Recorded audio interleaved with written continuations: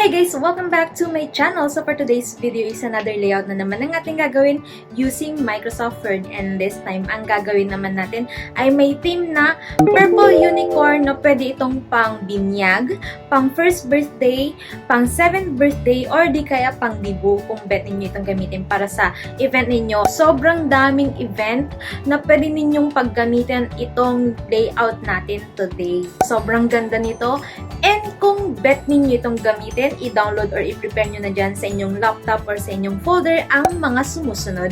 Una ay ang gold dots, pangalawa, lavender background, pangatlo, violet flowers, at ang pang-apat ay ang violet unicorn head. So, yun lang yung mga kailangan yung i-prepare dyan. So, hanapin nyo na dyan sa Google. Dahil dyan ko lang din naman kinuha lahat ng mga images na ginamit ko dito. At kung ready na kayo, i-start na natin ito using Microsoft Word.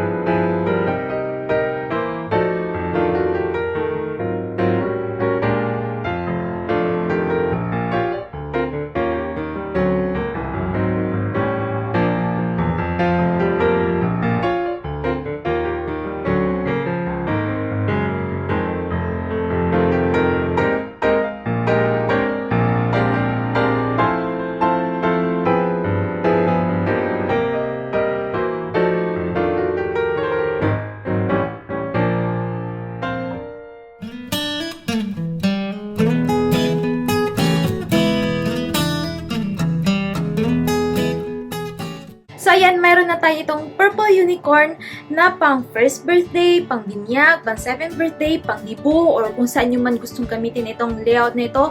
Dahil sobrang ganda ng pagkakagawa dito. As in, sobrang ganda kahit ako gusto ko itong gamitin. So, thank you so much for watching this video. And kung may mga request and suggestion pa kayo, pwede kayo mag-comment dyan sa baba at gagawa natin yan ng video. Again, thank you so much for watching and see you sa aking next video.